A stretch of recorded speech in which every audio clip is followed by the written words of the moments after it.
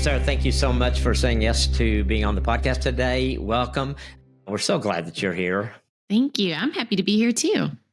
Oh, yeah, I'm excited. I'm excited about the stuff. And so let's just kind of get right into the book, An Honest Guide to the Questions That Keep You Up at Night.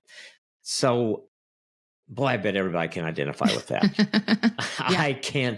So what were some of those questions that were for you that kind of led to the book and all these things that you're doing now? Yeah. So, I mean, I think there's a lot of us, especially if you've, hit any point in your adult life where you've added responsibilities or you've been doing a certain job a long time or you're in a relationship for any length of time.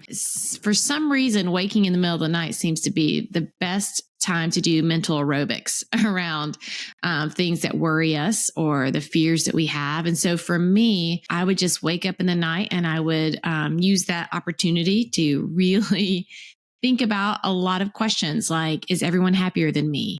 Or does anybody like me? Or do I matter?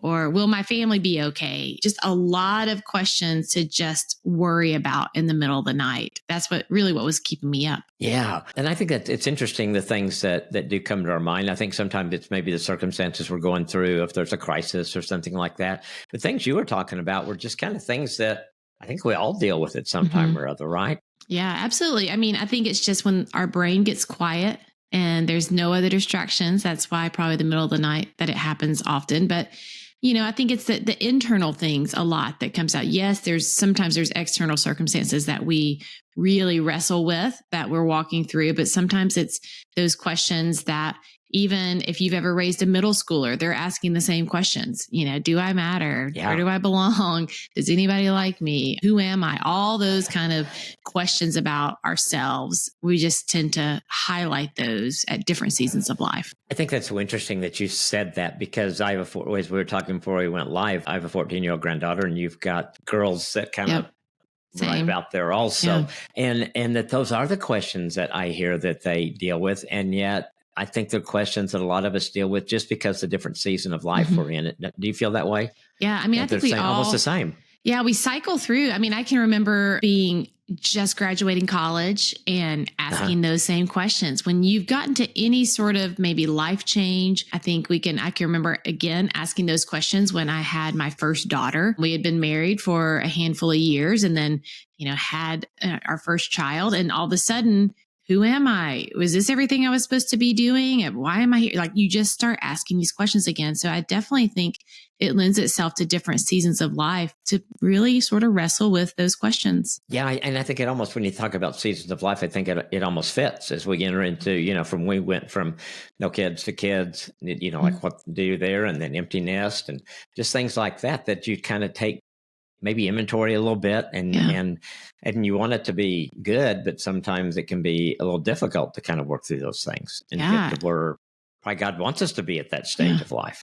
Well, and I mean, honestly, it's because oftentimes we're walking into sort of an unknown stage of life. You can look back and see where you've gone, and you look forward and you're not really sure what that will look like. And so, and I kind of write about this in one of the chapters, that it's just that in-between feeling that you are just kind of standing in this place, but unsure what's going to happen. I mean, sometimes we can be sad about leaving a certain place behind or a certain season. I'm standing in raising teenagers. And while I actually really like this phase, my husband and I can find ourselves looking back on pictures of the girls being, 4 and 6 and going, that was such a good season of the, that was so much easier in so many ways. The things that we're parenting is so different. And so we can look back with sadness that season is over and that you don't get to see that little version of them again. But then, and then it's unknown. Well, what's going to happen? What is their future? It makes sense why sometimes we find ourselves in seasons of just,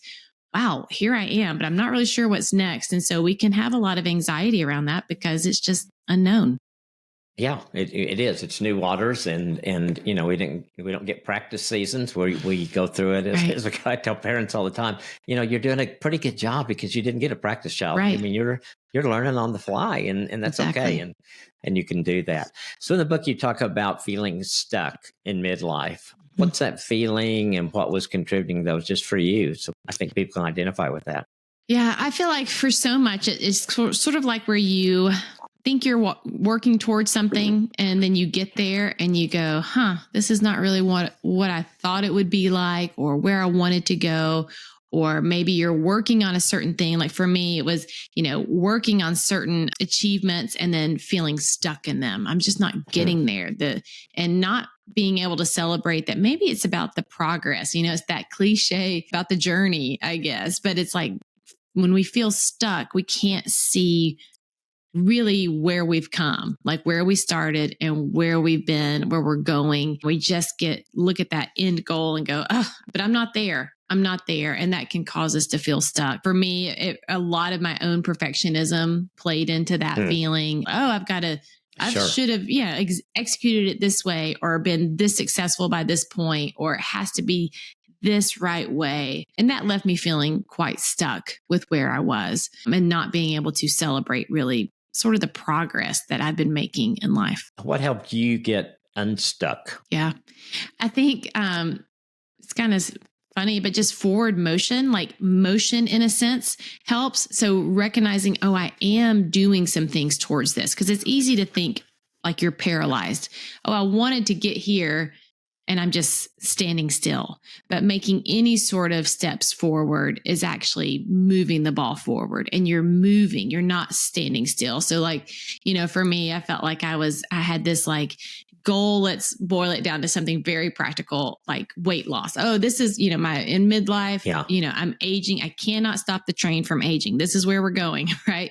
And so, but I want to be at this point. And I was so stuck because I wasn't doing anything, but then going, oh, okay, let's make just progress, like walking every day, or joining a gym, like any kind of progress, and learning to celebrate those steps and doing those things helped me feel unstuck. I was like, oh, I'm actually not standing still. I'm making motion. So I think that was something for me. Or sometimes we have really high goals for ourselves and they're very hard to achieve. Mm.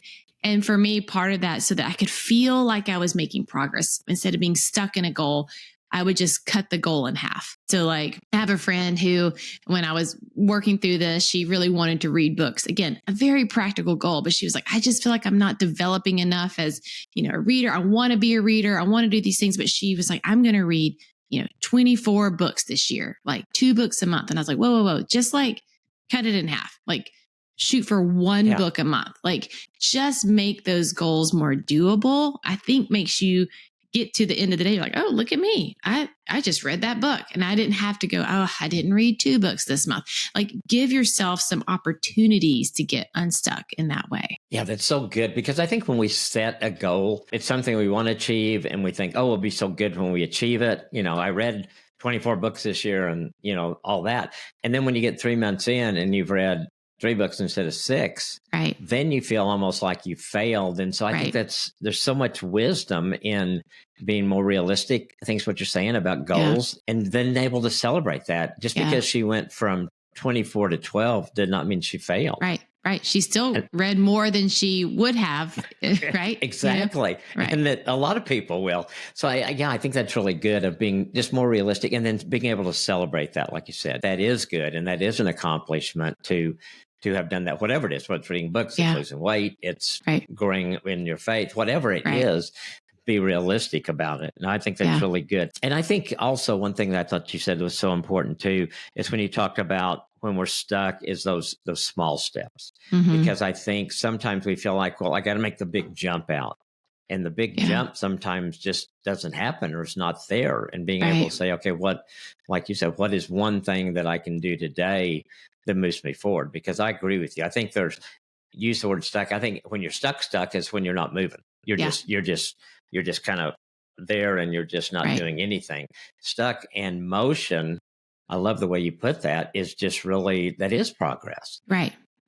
Well, and one of the examples that I feel like I gave in the book, and this is so simple and so practical.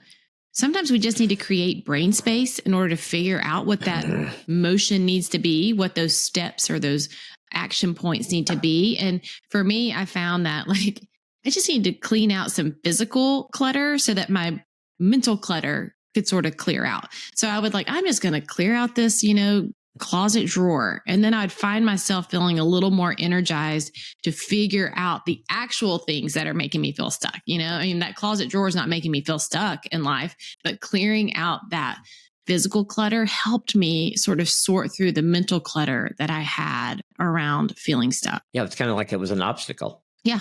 Yeah. Yeah. It gave me doing something motion, right? We're just talking about that. Right. It helped me just by physically doing something helped my mental space clear up. And I think, and you had a sense of accomplishment. Yeah. I mean, that was done. And so that's a victory in itself, I think. Right. How did you get, we talked about how things come in the middle of the night and how much of us, and I think you're exactly right. It's quiet. We wake up and we start thinking about something and there's no distractions at all. How have you been able to take those night times and deal with things during the day? Yeah. I think about my daughter when she was my oldest, when she was 6, she went through a really scared at night phase. So every night, 1 a.m., she would cry out for me to come. And it was like every night was a different fear. Maybe it was the fear of the dark one night, fear of burglars, Sure. Just fear of the dark, anything. Every night was different. And so finally, we got to the point where we talked about it in the day. So we just said, let's make a plan in the day to deal with what happens in the night. So we drew out a map. She was just talking about this to me the other day. We drew a map of the house of if there's a fire, this is what you do. And we taped it on her wall. Now she still, would sometimes wake in the night, but it definitely helped to go, oh, we've tackled this. Okay. Yeah. I don't have to worry about this right now. And so I feel like I sort of adopted the same kind of idea with myself that I did with her was, okay, I'm waking in the night, asking these questions, having these fears or these anxieties around it. In the light of day, I want to tackle those questions. And so I would, read different things or journal about it in the day. What was I, in the night, I was really fixated on this thing. So in the morning, I'm going to journal about it. I'm going to write about it. I'm going to read about things around that idea, do some of the work around it during the day so that at night, even if I raise that question up, I can go, okay, we have a plan. We're working on that. Or this is not something you have to stress about right now. You can revisit the plan tomorrow. You can think about that tomorrow. And that's really helped me to, sometimes it doesn't work. Sometimes you just get on that mental train and it's hard to get off. But for the most part, it helps me to put those questions sort of at ease when I'm being, asked of them at 3 a.m. I think that's so good because, well, one, I think we're better equipped during the day, and especially if we've had a good night's rest to kind of deal with things. But you still have to be intentional about it, don't you? I mean, you've got to say, okay, if I'm going to stop this pattern, I got to set aside that time, and I've got to, like you said, journal or come up with a plan. I love the plan you did with your daughter of just doing a drawing and putting on the wall, and I'm sure that gave her comfort at night. Right. And so, if we can do the same type thing, then we can wake up and we can say, oh yeah, but I have dealt with this or I'm dealing with this and have a plan. I'm going back to sleep now. Exactly. I think we just have to work to get it out of our head. I think that's probably on any of these questions that I've raised in this book. I feel like that is really the first thing. We've got to just get it out of our head. When we keep it inside, it builds, it grows, it feels bigger than what it maybe really is. So whether that's just journaling it out and sort of brain dumping that on paper, or that's talking to a trusted, friend or therapist, just to get that out, it really does help to lessen its power in your head. Yeah, oh, definitely. And as a counselor, I identify that with so much, how many people just don't talk about things, and you come to counseling, and I don't do anything magical or anything, but just finding someone that's safe to talk to and to say those things out loud. I don't know how many times over the years of I've counseled people that I hear, I've never said that to anybody before. I've never told anybody that before. I've never talked about this before. And just that verbalizing it, and then it's all in the open, and then you can deal with it. And how much difference that makes for someone, because it does. If it's up in our head all the time, we just don't resolve things up there, and it continues to just almost torment us, really. Absolutely. Especially if it's in the middle of the night. Yeah, absolutely. Yeah, you're so right. So let's talk about what you've learned about experiencing grief in midlife. Yeah. Well, I've learned I definitely don't handle grief well. I think I would like to just sort of tip my hat to grief, hello, I see you. you're sad, Yeah. but let's just like, is that enough? Like the fact that I've just said that's sad. Can we just move on? So I've definitely learned that I have a lot to learn and grow when it comes to grief. But I've learned that we sometimes just, that is what it is. You have to acknowledge the fact that you feel sad, that you feel these things.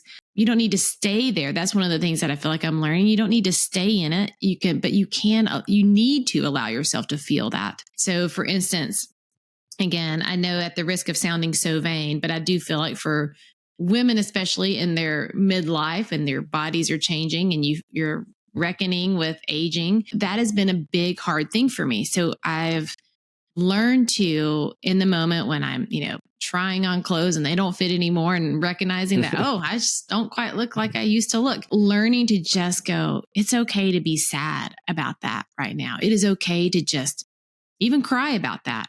And then learning to go, this is not where I want to be, but this is where I am. And kind of just allowing myself to feel that and then going, but it's okay. We're going to keep showing up. And so I feel like for me, that was one of the biggest lessons, is just allowing myself to actually feel some of that sadness around it, feel it. And because you can't really move through it if you never acknowledge that you actually feel it. So, Right. And I, really would have loved to have just kind of kept on like, I was sad about that for like 1 second. It's fine. Like, it's not really a big deal. No, like it is a big deal. It's a big deal to you because it's a big deal to you, and feeling sad about it. And again, I think it's helped me processing that with a therapist, like talking through those things. I think that's another step when we deal with grief, because again, I don't even know if our society as a whole likes to deal with grief. We really would rather everyone just sort of move right on through and let's not be sad about this too long. So I definitely think that's helpful. I think it is. Yeah. I mean, in fact, I was listening to somebody this morning and they were just talking about how people used to process grief and how it was such a process and it took time. And even the clothes people wore indicated what stage of grief they were in. And, I can remember they talked about that people used to wear a black armband if they were in grief. And I've probably seen it in movies, but I think I remember a little bit of that from when I was little. And so I think we don't do grief very well in our culture. It's kind of like, okay, you got 3 days off, you lost someone, and get back to work. And then everything's supposed to be okay. And we all grieve in different ways over different things. And I love how you talk about grief and what a woman goes through, because I know I watched my wife go through it, Nancy and I go through that, and trying to encourage her through that. And, I think she's as beautiful today as she was when we started dating at 18, and she doesn't see herself that way, but I do. I see that same person in there. And I think for women, our culture does not help at all. When everything they throw at women is like, you got to look like this and that and everything. And so to come to the point of being able to grieve through that and accept this is where I am in it, and it's okay. And there's still a lot of good things in my life. It's not easy, but that I do feel like that is helpful, being at that place. It helps some of that mental anguish subside some with that.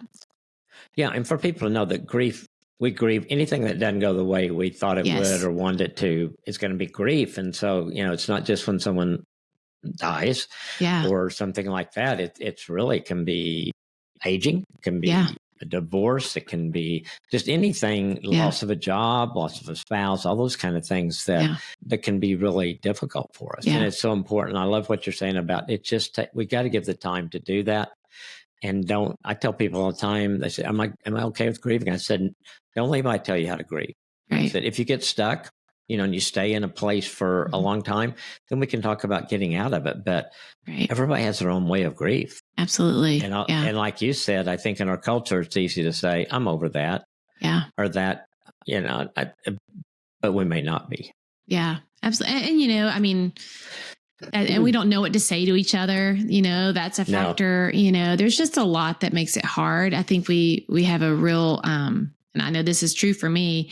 I don't like to be uncomfortable. I don't sit in discomfort very well. I want to move through it and feel better. And so it's really hard for us to sit in that with other people sometimes, because we just don't know what to do with that. And rather than going, it's okay to not know. I had a friend that is walking through a great sense of grief that just happened last week. And my first text to her was just kind of honest, like, I don't know what to say, but are you okay? And I'm here. Like, you need somebody, I'm here. And it felt so like inadequate, like that like there's nothing adequate it felt like in that statement. But I think we just have to sort of learn to lean in and into the discomfort, into the unknown, and into that messy, I might say the wrong thing, but I'm trying, like learning it's okay to just keep showing up and trying. Absolutely. It reminds me of a person I dealt with in the last few months in counseling who had gone through a loss of a spouse. And this woman talked about a friend that came and just made all the difference. And I said, well, what did she do? She said, she just sat with me. Yeah. She never said anything. She was just there. And I thought, yeah, there's so much power in that. Just our presence in someone's life when they're hurting is so powerful. And I think you're right. We get stuck and think, well, if I go over there, what am I going to say? Or what am I going to do? Or I'm going to say the wrong thing. Or do I say, well, they're better off in heaven? And well, that's not the right thing to say. And, all this stuff that we can worry about. And really, it's just like you said with your friend, it was just letting her know that you're there. Yeah. My friend said, she's like, I just wanted to be seen. I just wanted to know that someone saw that, Yeah. So good. So good. So kind of hit this. Let's go back and talk about comparison and how that plays into happiness or even the lack of happiness. Yeah, absolutely. I mean, I think that is for sure. I think we can, any of us who are living in this day and age on social media, especially, it's just nothing but compare and compete, where we are shown everyone's highlight reel. We know how great everyone's life is, or at least so we think, all the things they own, all the people they have, and the things that they get to do. And so it's really easy to look at their life and then immediately compare it to our own and think, oh, that's less than. My life is not anywhere near as great. And I'm lacking and I'm missing. And so I do feel like in this day and age, I mean, comparison has always been around. I just think it's even more so in your face now that we have all sorts of, measures to look at and note an endless, amount of, opportunities to see how someone else is better than you. And so that is definitely something that has contributed to my lack of happiness, of being able to just look at other people's lives constantly and realize, oh, man, like, I don't think mine's very good. And so it's taken a lot of acknowledging that and seeing what drives comparison for me and answering that question, and then saying, okay, well, then what guardrails do I need to be in place to help me to not, because I don't want to feel that way. I don't want to look around life and constantly be in angst or jealous or, angry. It's life. And so looking at that and then putting in some guardrails and some, antidotes to that for sure. What are some guardrails that help?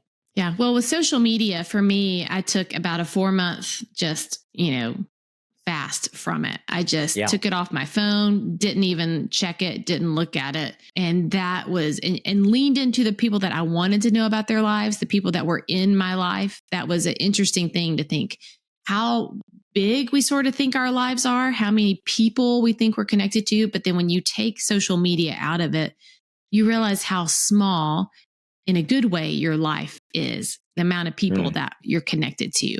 I don't think we were evolutionary. We were not, created to hold the capacity to really care for hundreds of friends or thousands of friends, right? Right. We really were wired for the capacity to, be in real relationship and care about just such a few. And so that really helped me, just leaning into, in real life, friendships and relationships that I wanted to be invested in. I think we can do that if you're like, I don't want to be off it completely.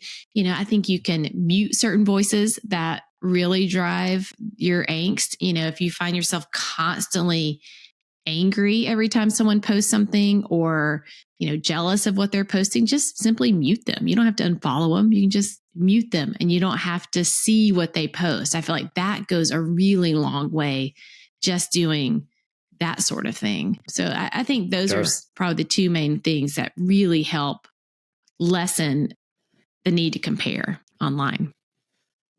Yeah, I love the idea of muting, because it's, if you're just watching things and it just continues to upset you, I mean, you Yeah. don't have to keep throwing yourself in the fire. Right. You can Right. run away from that fire. Right. Go where it's cold and don't even Exactly. get close to that. Yeah, I think it's so different. I say that, and I'm sure you with your girls, Mhm. my 14-year-old granddaughter is dealing with a lot of things different than my oldest granddaughter, who's 30, Yeah. dealt with. Because, with social Mhm. media stuff, it's, they still have teenage stuff to deal with, but the added layer that has put on, or Yeah. layers that has put on, Yeah. has been really hard. And I think it's hard for them sometimes to say, okay, I'm just going to get off of it for a while Yeah. because I'm missing out. Yes. Yeah. And it's their source of communication, really, nowadays. Absolutely. So it makes it definitely hard. Yeah. Exactly. Mom, nobody texts anymore. I got to snap. I got to do this. Yep. I got to do that. Yep. Those kind of things that they have to deal. I know I've always thought that I wish someone would come up with but nobody probably subscribe to it. Real social media, where you really show what happened before that family picture was taken. Right. Right. How somebody was screaming at everybody and all these other things. But I know, because you're right. It's the highlight reel. It's about, and I get that. I want people to see my family as I see them and love them and care for them and all those kind of things. But we just have to realize nobody's perfect. No family's perfect. Yeah. Well, and not to mention the extra layer of advertising. I mean, you're just, even real people are paid to advertise. And so there's just a constant push of like, oh, this is how your life would be better. This is how you could be better. This is what you need. Just being inundated with it. And so no wonder we just feel miserable most of the time that we are online. Yeah. Yeah, Nancy used to talk about this was a few years ago, but she'd talk about, what we watched. It was probably some different shows. And so anytime they're in the movie where they'd show the wife just right after she got out of bed, she'd have her makeup on, her hair was done and everything. And they shouldn't bother Nancy. And, absolutely, because that's not how we wake up. We don't wake up ready to present ourselves to the world. And, absolutely. And that's okay. Yeah. I love her without makeup, with makeup, whatever she wants to do. Yeah. And I think it's so hard for our wives sometimes to embrace that, or not to, or to think, like, if you're my husband, you're supposed to say that. Right. Well, yeah, I am, but I mean it too. Right. Right. Well, there's just a lot of really deconstruction of beauty, of what we've been told over the years, of what, just even that simple thing of, you can wake up without makeup on, but you see it everywhere that all these people just look fantastic when they wake up. So surely I'm supposed to do that. There's so many layers that we've been, pulling apart, thread by thread when it comes to those sort of things.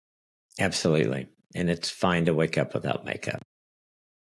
That's going to be our tagline for this episode. It's fine to wake up without makeup. That's your takeaway. That's exactly it. And yes, exactly. So in the chapter, Does Anyone Like Me? You mentioned your social media network, a lot of people. Yeah. And we've talked to them a little bit about, but how does that really impact our happiness? We talked about the comparison part of it, but then how does that reflect then on how we go about our day? Yeah.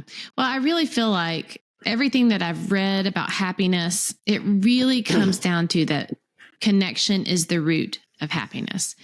And you can, be in a struggling, you can be, struggling with your job, but if you are connected, that helps. That helps have a sense of happiness, right? So even with our friendships, I think we're just a very lonely culture right now. For a lot of us, we work by ourselves.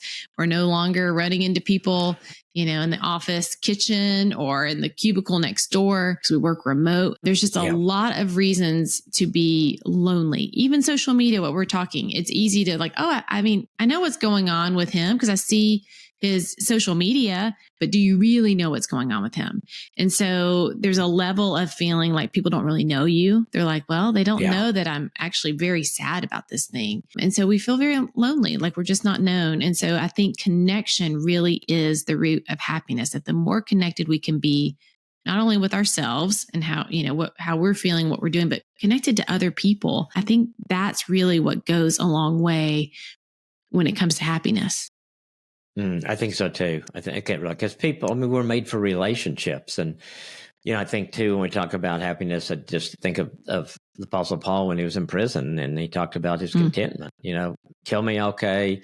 Let me stay here. I'll be okay. I'll tell you more about Jesus. He goes through this litany of things that I'm going to be content in every circumstance. And I think for me, it's a goal. I don't think I'll ever attain it in this life, but I think the times that I'm content, that happiness is there, the joy is there. But in a culture like I live in, it's hard to get there. Yeah, absolutely. Well, we need it. We need to do the work. We want to be people who are always invited. That's what, I want to be invited, but we also have to be sometimes the people who do the inviting, be the one who reaches out, be the one who sees other people and look around in places that, maybe you wouldn't normally look for friends. Maybe friends are kind of coming like a different, season of life than you, and different friends can serve in different capacities for you. But I think we have to be the one to start looking around and seeing other people and doing the reaching out and the inviting, because we need that connection. It's really easy to, sit home and not go out and not do anything. And I'm talking as someone who's probably on the line between introvert and extrovert. I could go either, I'm sort of just right in the middle, but my husband is very much an introvert. And he sees the need for connection. He sees that, if he doesn't do some reaching out, he's more miserable when he's not at least connecting in a meaningful way with someone. Probably less than I did, but I do feel like that's a real need that we have. And so we have to do a little bit of work. And we do have to stretch ourselves a little if we're introvert and reach out, or for any of us to reach out. I think people that weren't of course, introverts seem to do really well during COVID because that was just, but now I think we all can kind of, I think, fell into some things during COVID too. And it's so important to reach out. If we're sitting around and thinking, gosh, I wish I had a friend. Well, reach out to somebody. Exactly. Reach out to somebody. Yeah. Take that step and see what happens. Yeah. And it's scary. It's scary to reach out because what if someone doesn't want to hang out with you? But it's the risk that we have to take to build that connection. Because it's not going to happen without it, right? Right. We've got to take that risk. And you're right. Risks are not fun. But if you never took any risk, you'd never have the joy of what happens after taking that risk. Right. So that's good. So let's take this into marriage relationships. How do comparison in the in-between seasons affect a marriage? Yeah, I think the in-between seasons, are hard in a marriage because of what we sort of talked about with that before. There's a lot of unknown. So sometimes you can walk into a season of life and feeling in between, like maybe one of you feels like you're in an in-between season, right? Jobs or anything like that, or maybe just feeling like I don't feel like myself right now. So even in the 40s, for me, it feels a little bit like an in-between season, just as like, gosh, well, I used to know this about me and I'm just trying to figure this out. So I'm in that in-between.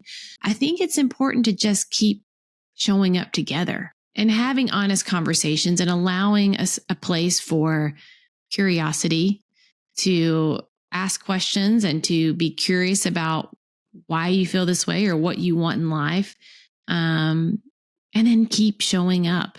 I think that's what we've seen in our own life. We've walked through different in-between seasons, a lot of different things we've walked through. And I feel like that's been what has helped us bridge those seasons is showing up and being curious and giving each other the space to figure it out versus, and it doesn't make it easy. Like, oh, I want you, like, this is really uncomfortable that you don't know this or you're unsure about this, but we're going to keep showing up and we're going to keep being curious and until we sort of figure out what's next. As you look back over the in-between seasons that you guys have gone through, is there one that stands out that was more difficult than others?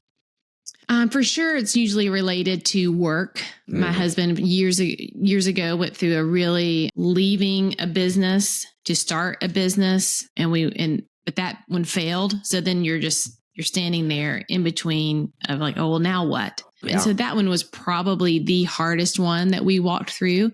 We had little kids; they were young, but again, it was just, I'm going to keep showing up.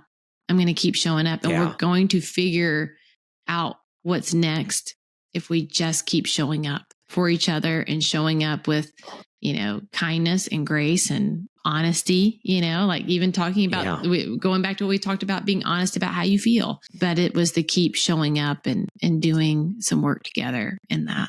That's so good, because I think a lot of times our tendency is to not show up. It's stay in bed, put the covers over our head, or just avoid each other, avoid talking about it. But that's never going to get us anywhere. Yeah. It's just going to keep us stuck. Yeah. So through all of this, what have you learned about happiness in this process? Yeah. Well, again, I think the biggest thing that I learned is that connection is the root of happiness. And so I am going to be happier in life if I feel connected to myself and I feel connected to others. And so I make sure that those things are being turned up in my life. So on the regular. So connected to myself means, I'm spending time journaling and reading and doing things that I enjoy. I started playing tennis again that I'd played my whole life and went back to it in the last year and a half. So building those kind of things in me that I love, and that, I go to therapy. All these things I feel like are helping me be more connected to myself. And then I really want to be connected to other people. So I make sure just, on a practical level that I am having a real life, seeing someone every week moment. And so that feeds me, that gives me life, that makes me feel happier when I am doing that. And not just a casual, it needs to be someone that I could actually have a conversation, like a real conversation, can show up as myself. And so I build those moments of connection with other people into my life. And I find that when I'm doing that, I am happier, because that is something that not only are we wired for, but it's just something that feeds me, that I need to be happier. So those are the ways that I've seen the biggest takeaway for me about happiness through this whole process has been. That's so good. So good. So last question, what's the best thing going on in your marriage today? Best thing going on in our marriage today? Well, we just came off of a beach trip together. We try to go away once a year, just the two of us. So we went to our favorite place in Vero Beach, Florida, and just soaked up the sun and read a lot of books and enjoyed each other and didn't have to worry about all the things back home. So that is the best thing I feel like we have going, is that we intentionally try to escape together. That's a good thing. Good. Yeah. Yeah. And we love beach trips too, because for us, the expectation is rest and enjoy the beach and read books and take naps, and we don't have to run around and do a bunch of stuff. And it is so rejuvenating to do that, and especially when you do it together. Yes, absolutely. That's our favorite things to do, is to escape together. Yeah. Sarah, this has been a great interview. You have the podcast, Surviving Sarah. The book is Everyone Happier Than Me, an honest guide to the questions that keep you up at night. If people want to find you other places, where's the best place to find you? You can find me on my website at sarahbragg.com and at Sarah W. Bragg on Instagram. Sounds great. Sarah, thank you. I'm excited about the book. Encourage people to pick that up and just go deeper into the things we've talked about today. Thank you again. Thanks for having me.